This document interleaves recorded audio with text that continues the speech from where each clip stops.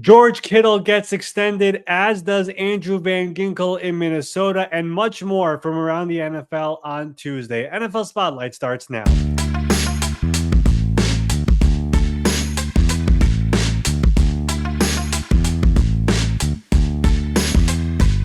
Welcome in. It is the Wednesday, April 30 edition of the NFL Spotlight Show, the final day in the month of April. And Tuesday around the NFL, it was extension day around the NFL for a number of players. We've also seen free agency pickup over here over the last couple of days. We'll talk a little bit about that and some of the things going on over there as well. Of course, the NFL draft is officially in the books. Every team is going to get their rookies into the building, and minicamp is going to be starting very soon across the NFL in the coming days and weeks. Let me bring in my good friend Ben Allen. Ben, what is going on? It's great to see you. It was a bit of a veteran day around the NFL here on Tuesday. Yeah, no kidding, which is good to see. It's nice to see some of these guys getting paid, particularly the leader of Tight End University, Mr. George Kittle.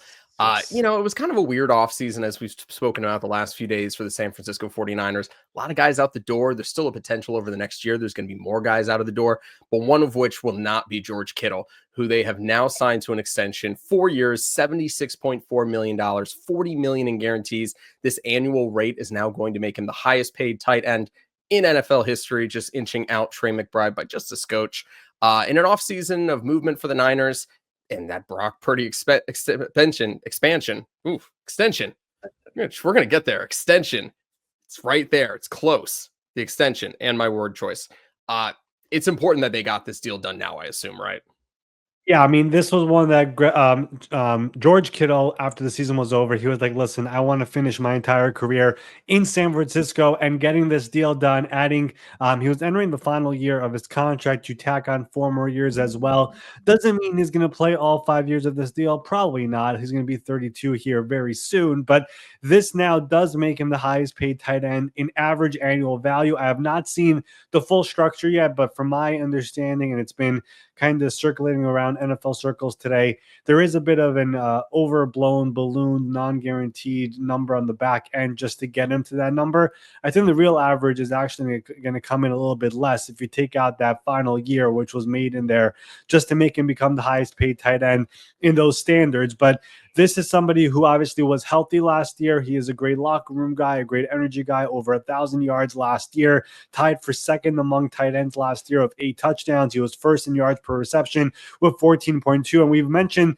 the fact that Brock Purdy last year, didn't have McCaffrey, didn't have Ayuk. Debo was not the same player. And of course, he's gone now. Kittle was one of the more consistent guys on that offense, and surprisingly was healthy for the most part last year. He did miss a couple of games, but considering how many other guys missed time, he was one of the very few who did not miss much time last year, and he's going to be there for the foreseeable future, and is now in a situation where he could more than likely retire a 49er eventually, as somebody who was a former 5th-round pick out of Iowa and quickly became a really big part of the Kyle Shanahan offense, whether it was Jimmy Garoppolo or eventually Brock Purdy. He has been a very, very big part of that franchise, and now gets this new deal, another benchmark for tight ends. Now it's at $19.1 million. They're inching very, very close at getting to that $20 million per year. Of course, we've talked about it in the past year on the show, just how far behind the tight ends are compared to where the receiver market is. For example, the receivers are over $40 million. The tight ends are half of that right now, even more than half of that. So they still have a lot more catching up to do, but George Kittle gets a well-deserved extension. And like you said, Ben, this is the first of what should be a few extensions in San Francisco. We've seen them take their time and stretch it out, like last year of Trent Williams and Brandon Ayuk. At least this one gets done early here in the month of April. From my understanding, the Brock Purdy deal, they've been making substantial progress on that one. I don't know when it gets done, but I would imagine it gets done before, let's just say, camp. Like, he was there for the voluntary stuff. They and the agent have had a lot of talks over here. I do expect that deal, whenever it gets done, it's going to be north of $50 million per year. And again, there have been a lot of positive talks over here with that deal. Another player that they have to get done as well, Fred Warner, the linebacker, he's also entering on the final couple of years of his deal. No more guaranteed money. His cap number this year is $28 million. If you want to lower that cap number, the easiest way to do it right now is by doing an extension for one of their best defensive players as well. So we saw the 49ers move on from a lot of players this offseason. Part of it was, of course, the Brock Purdy contract, which will get done. He was on the best deal in the NFL these last couple of years, being the last pick in the draft. He's going to get over $15 million per year. Now you have this Kittle deal, and you also have the potential for a Fred Warner deal as well over here this offseason. This was the first of what should be a few big deals over here, but unlike last year when we started the NFL Spotlight Show, we were talking about Brandon Ayuk every single day about what's going to happen with him. That does not happen with Kittle. I don't think it's going to happen with Purdy. And Fred Warner has also been there for the voluntary stuff. So contract talks so far in San Francisco have been much better this year compared to last year. So was there any significance to having this deal done, say, before the Purdy deal, or was this more of just insurance for Brock and looking, saying, hey, man, your favorite tight end over the middle, we're keeping him around for a little bit? Was there any connection to that, or more just timing? It's good to have it done, yada, yada. I think this was more about just getting a deal done whenever the time got done, right? I mean, their lead negotiator, Parag Marathe, like he could talk to multiple different agents at the same time and negotiate. It's just setting up meetings whenever it is. So this one just happened to get done first. They're hoping to get Brock Purdy done. I think they have this big fundraiser they do every single year coming up on Thursday of this week. So maybe they get it done before that. I mean, it's one of those big events they do every single year. Thousands of fans show up. John Lynch is there. Kyle Shanahan is there. A bunch of players show up. So maybe they get it done before then. But the point is over here that they've been having these talks with all these players over here as of late. And again, the best part about this for them is that to this point right now, no real drama of the contract, right? There was drama of Nick Bosa, who did not show up a couple of years ago. There was drama with Ayuk. There was drama with Trent Williams, didn't show up last year. There was drama with Deebo Samuel before his last. Like, they've always had drama with contracts. They once again had contracts this year. So far, they got one done, and I think they're going to get the rest done over here before it actually becomes a distraction once we get to training camp. Now, this is always an interesting fact to me, or like an interesting situation with the 49ers, because John Lynch has done an excellent job of being able to accumulate talent not named Trey Lance. And they've put together this roster over the years of really like impressive players that you want to be able to help build a franchise around. But then, like you said, you've had these tumultuous like negotiations with guys that have led to like some bad feelings at times. How have they been able to overcome those moments and actually build this roster the way that they have? And do you think that over time, having that many tumultuous, negotiations has actually kind of hurt the relationship between the front office and the players? It's an interesting question. And I think the 49ers realize, I mean, you got to give credit when a team does so well at drafting players, and also they paid players in free agency as well, players who were not in the building initially. Whenever you have that type of a situation, when you're paying so many players, eventually it becomes very difficult to keep the entire roster intact. Like, yes, you could keep on restructuring contracts and pushing it down to the future, but at some point the bill gets due and it's time to figure this out and move forward. And I think if you look at cash spending, the 49ers have been near the top the last several years. This year, they realized that we have the quarterback contract coming up, which is part of the reason why they had to move on from some players, and part of the reason why they've had to have some of these tough negotiations where every dollar they're able to save is going to go a long way. And I think that was part of it as well, because teams, for people who don't know, they budget 3 years in advance when it comes to contracts. So the 49ers knew this entire time with Brock Purdy, when he got on the field after the Garoppolo injury 3 years ago when he was a rookie, they knew that they really liked him and they wanted him to be the franchise quarterback. And they knew they were in a situation where they were going to have this really good contract with them at the most important position. So they were able to spend some more money at other positions, maybe more than they were expecting, like the Javon Hargrave free agency contract, for example. But eventually, as they got closer to that cheap rookie quarterback contract coming to an end, they had to really think about, hey, could we keep Eric Armstead for one more year? Could we really extend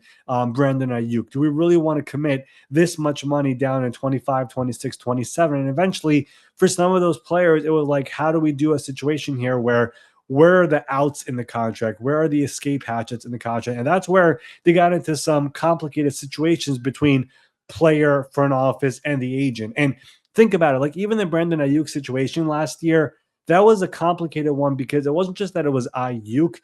Ayuk's agent is John Lynch's agent. Like that's a it's a complicated thing, but it was like John Lynch has to think about the 49ers first over here and make sure he does what's right for the organization in the long term over here. So that's the way I looked at it. I look at it with them, and they've had to make some very difficult decisions. But everyone trying to say, "Oh, this franchise is cheap" or those type of things, that is furthest from the truth. Like they really paid a lot of money over these last couple of years. And again, now they're thinking 3 years in advance. Once this Purdy contract hits, how are we going to have our salary cap books over here in 25, 26, and 27 with that contract kicking in? So that was all part of the math when it came to paying all these players over the years. And now that the quarterback contract will eventually kick in, again, I expect that deal to get done over here at some point.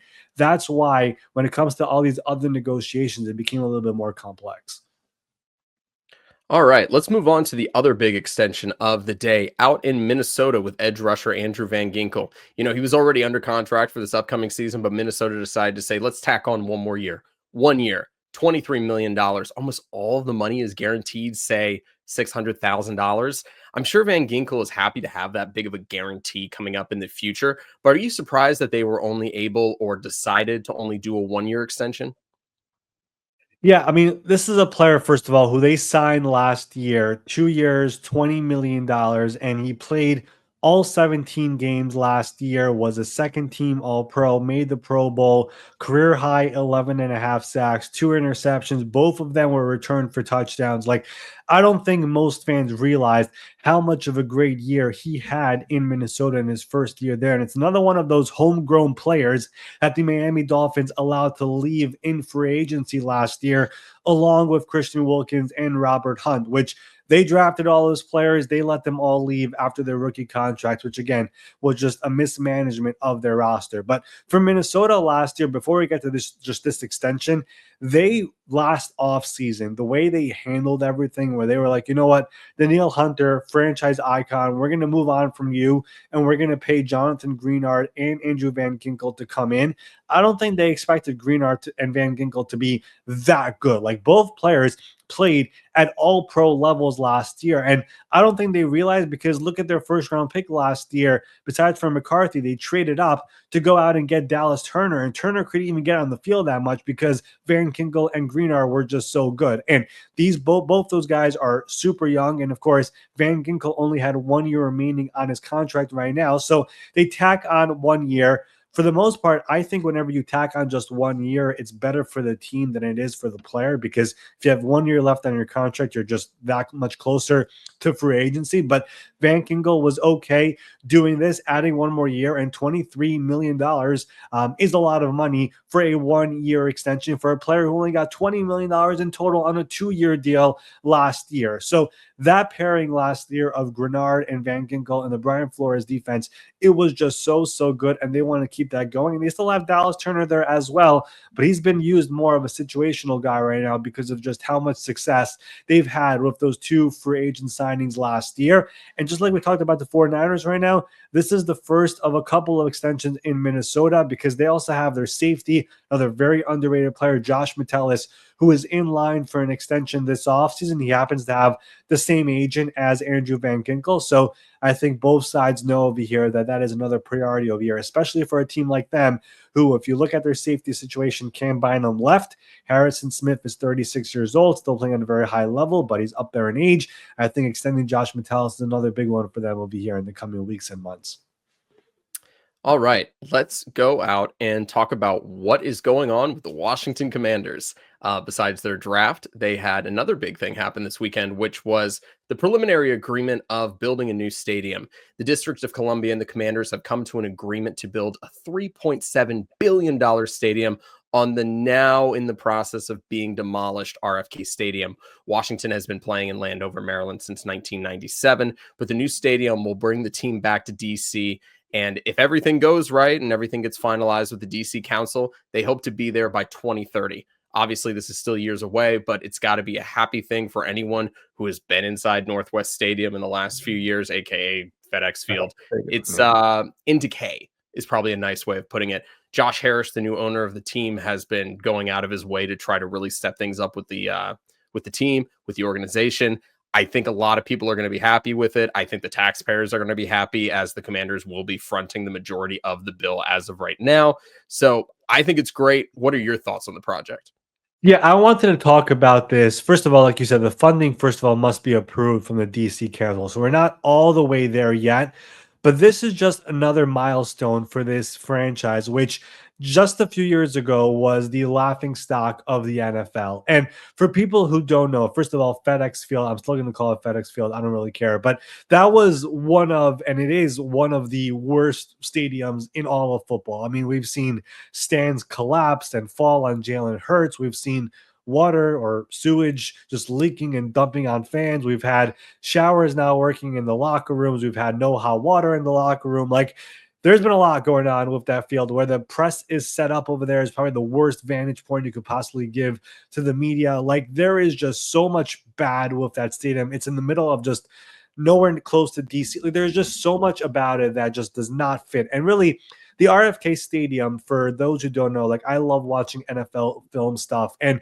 just seeing the clips of how the stands would shake back in the day when they were there from 61 to 96. Back those years, the 80s and 90s, they were a proud franchise. It was the glory days. They won Super Bowls in 82, 87, 91, made a couple of more, which they lost. NFC East titles. The stands would literally shake.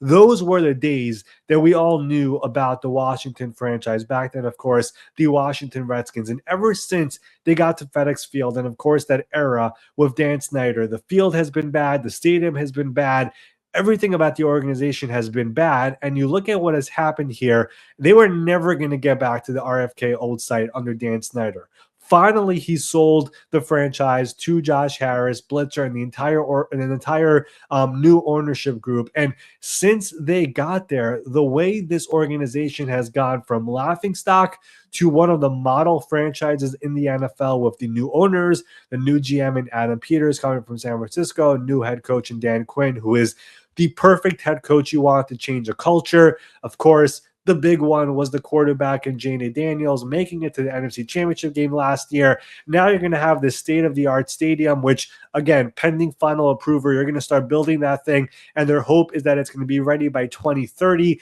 Their plan is to have a roof, whether retractable or not is still being decided. But this is an organization where now they have everything going for them. Roger Goodell essentially acknowledged that by 2032, they're going to have likely a Super Bowl there. So they're going to be bringing more events now to the city as well. I expect the draft eventually to come to Washington as well. We just had it in Green Bay. We have it in Pittsburgh next year. I think Washington is in play to have it in 27 or 28.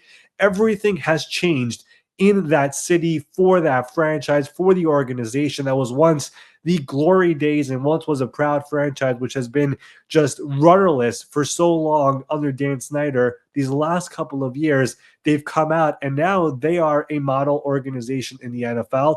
And this was another big step forward for them, with this essentially now near the finish line. So I'm just happy for Washington fans, what they went through last year and how awesome it was. And the good news keeps on coming in.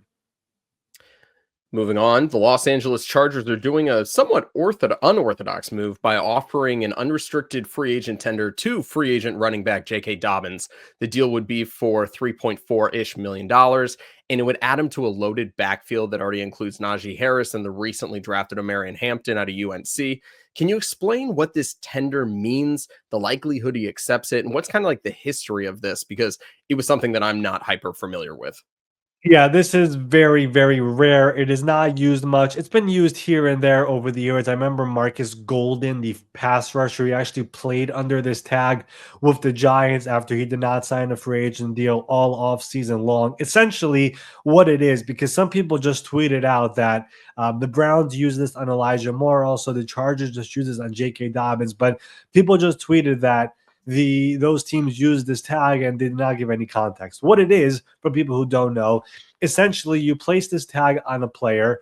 he still could sign with any team from now until training camp. Like nothing would like that's still okay. But if he does leave and go to a different team from now until training camp, you would still get a compensatory pick back for him signing with a different team. And of course, we know Joe Ortiz, the Chargers GM, for example, he takes that very seriously. I don't think they're going to get any this year because they signed so many outside free agents. But the other part about this is that if the player does not sign from now until training camp, which kicks off in mid to late July, August, all that, if they don't sign by then, the negotiating window now comes back where it's only going to be with his prior team. So with Dobbins, it would only be with the Chargers. With Elijah Moore, it would only be with the Browns. And essentially, they either come back on the tag, which is about 1 year at $3.4 million, or you can negotiate a new deal only with that team, which is similar to what a franchise tag essentially is. But this tag is far less than what a franchise tag is. Of course, franchise tag is the top 5 salaries of that position. This is a whole different calculation of how to get this final number for the player. But for now, Dobbins, Moore, they could continue their free agency as if nothing happened. The compensatory pick formula is still alive for them if they leave in free agency. But whenever it comes to once training camp rolls around, you better sign somewhere else, or else you could only talk to your original team or just sign that tag for the 1 year amount of a little over $3 million. So not every team uses this. Not every team needs their players back. Some of them are just okay with the player leaving, or they just don't want to get stuck with the potential of a 1 year, $3.4 million deal being stuck on their salary cap right now. But the Chargers used it. The Browns used it, and that's kind of where we are right now. More, for what it's worth, just visited the Buffalo Bills on a free agent visit. And Dobbins, there are some rumblings around the NFL that he is finally now getting some interest. We've talked a little bit about his agent here on the show. He's the agent for James Cook. He kind of likes taking his time over here and waiting for some offers that kind of feel unrealistic. So we'll see if anything changes right now. But this tag is officially in effect right now for both those players. We will be back here tomorrow morning for our May 1 edition of the NFL Spotlight Show, officially turning the calendar over to the month of May. We will be back here tomorrow morning for our Thursday, May 1 edition. We will see all of you there.